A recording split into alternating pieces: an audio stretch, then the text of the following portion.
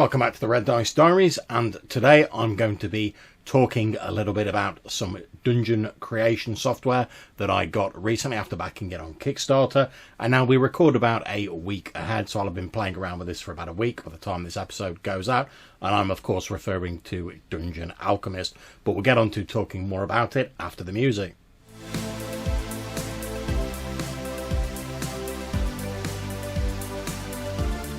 Okay, so Dungeon Alchemist, once you start it up, you get a list of all these different types of sort of locations. There's Alchemist Laboratory, and then there's 4 different types of room: dissection room, laboratory, library, storage room, etc.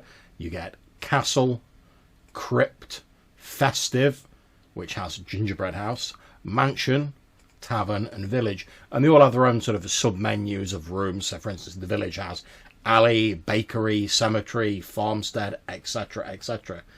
And you also get to choose what you want the general background of it to be. I've got this sort of generic dark parchment background on there at the minute, but I'm going to create a new map and I'm going to change that to Grassland. And you get a few options you can use. Like I say, this isn't going to be a detailed sort of review of it. I'm just sort of going to give you my idea, having been playing around with it for a little bit, as to what I think about it. So if I click on Create there, you can see I've got this little sort of patch of grassland. And in this case, because it generates some stuff randomly, although you can alter it, it's put like a depression in there and it's full of water, so there's a little pond. So I'm going to use the village map for this, so I just click on it and it gives me an option of alley, bakery, cemetery, farmstead, field, garden, park, smithy or town square for like the sort of rooms or areas that I can put down. And I'm using those because I've not really used the village much. I've mainly been the crypt and the castle and stuff like that for the game I'm running. So let's see, we're on grass with a pond. I'm going to Let's put a cemetery on there. I mean, why not? So I'm going to rotate the map a little bit, zoom out a little bit, left click on cemetery, and then I've just got to drag out a box for the space I want the cemetery to operate in, and it gives me an option to click an X to cancel it or click a tick to approve it. So I'm going to click approve. You get a little sort of waiting thing. Then as you can see, it's given us a walled cemetery on there, and it uses a sort of AI based sort of program to randomly like populate it with appropriate things. So in ours we've got a few different trees, a few different plants.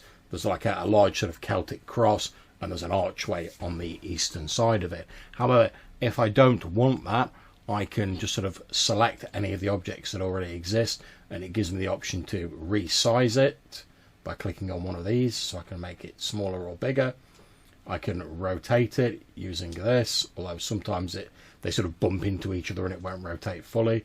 I can clone it, so to drag a copy somewhere, or I can delete it. And there we go. So I'm going to get rid of this archway so it's entirely walled off.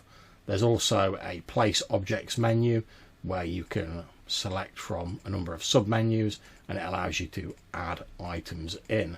So I'm going to go for, let's see, graveyard. That seems appropriate. I'm going to select a broken cross from there, find a blank space, whap it in. I can use the mouse wheel to rotate it if I want, resize it as much as I want, and then just click off, and there we go, it's placed, but I can drag it around, do whatever with it.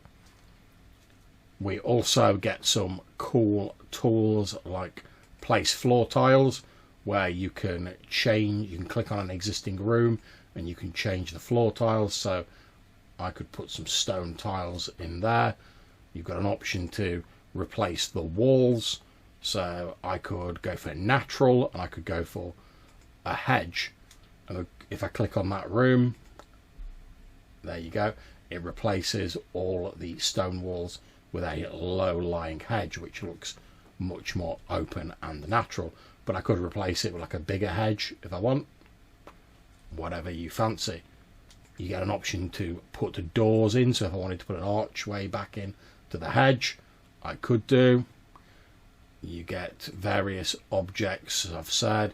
You also get windows, which you can put in. Not really applicable here. You get environment settings where you can raise the terrain. So if I click on raise terrain, I can then just sort of hold my left mouse button down and it'll raise up the terrain in a certain area, and you can drag that around, do it as much as you want, make hills, etc., and it'll automatically sort of rejig the grass and stuff like that. I can lower the terrain, so if I want I can drop down even more terrain and expand our pond. Lovely jubbly. So if I drop it down here below the water level, you get some more water. I can flatten terrain, so it takes it back to the sort of like the sort of standard level. There we go. I can flatten terrain to the room height. By doing that, or I can smooth terrain. I'm not sure what that does, but let's find out. Oh, it just removes jagged edges. That makes sense. And obviously you can clear terrain as well. So you can just get rid of various bits of terrain, like grasses and stuff like that. And you can change the brush size and stuff like that. There's also a nifty menu for environment settings. When you start, it'll be set on daylight, so like a nice sunny day shining down. But you can also set it for sunset, which moves the sort of light source and changes the colour of it. You can set it to night, so you get more deeper shadows and there's no light. Or you can set it to sunrise, where you get this nice sort of like pastel, like overcast sort of glow on it. And that's just the sort of basic settings. There's also an option where you can like move where the sun is, how powerful it is. You can change the tint of the light and stuff like that. And it's all very easy and intuitive to do. Now, they've not installed the sort of full range of features yet.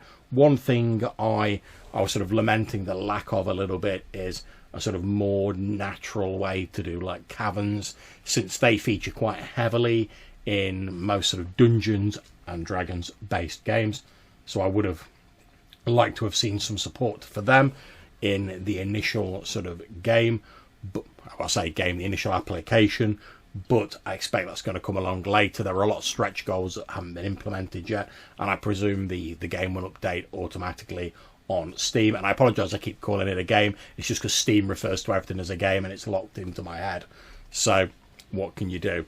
So I'm hoping that as those upgrades come, there'll be more features added. But even so, it's a great piece of software. And as you can see, you can zoom around in full 3D.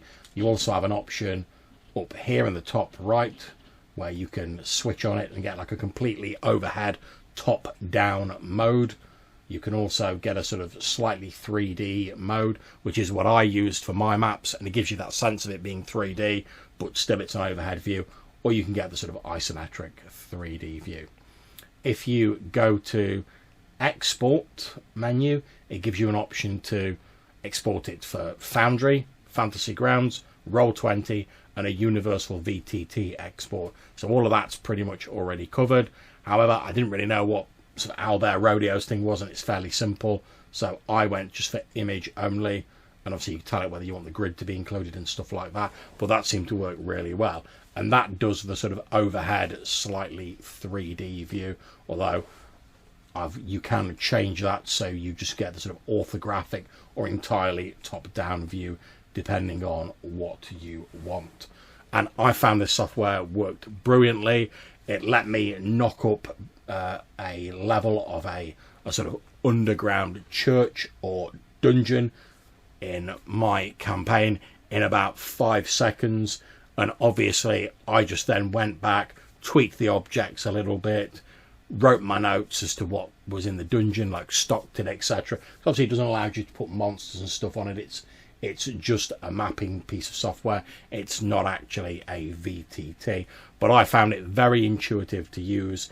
It creates stunningly beautiful maps, although I think if you did lots of them, at the moment it might get a little bit repetitive because there's like limited sort of things you can put on it. But I think as they sort of continue to include more features and the like, you will get more and more variety in your maps.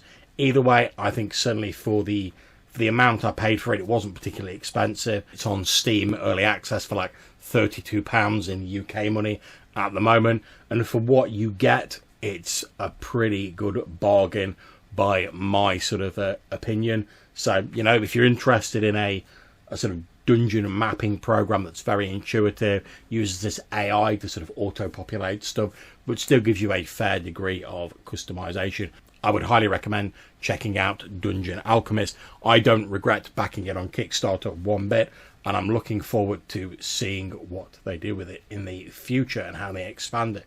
And in fact, I've been using it today, as I record this, to create like the two sort of basement sub-levels to this church/temple in my OSE game, and I've been having great fun doing that. And also, because it sort of randomly populates the areas with objects initially, it's quite good, you know, for if you're struggling for a bit of inspiration. You can look at the objects that are in there, think, oh, well, why is this in that room? What's going on with that? And then you can tweak it to your taste, but it gives you some initial ideas rather than just looking at like a big blank sort of room on a more traditional dungeon map. But anyway, that's my rambles about Dungeon Alchemist for the moment. If you're interested in a really fun, intuitive dungeon mapping piece of software, one that's potentially going to be expanded a great deal in the future, I would seriously recommend that you check it out. I've had great fun using it, and it's just good fun to play around with, you know, as well as getting some excellent maps out of it. If you want to get in touch with us to maybe tell us what you think about Dungeon Alchemist or what you think about mapping programs in general, you can do so in a number of different ways. You can contact us via voicemail using either Anchor or SpeakPipe. There's links in the description down below. Or you can send us an email to rddrpgpodcast@gmail.com. Until we see you next time, take care, stay safe, and whatever you're playing, have fun. See you soon.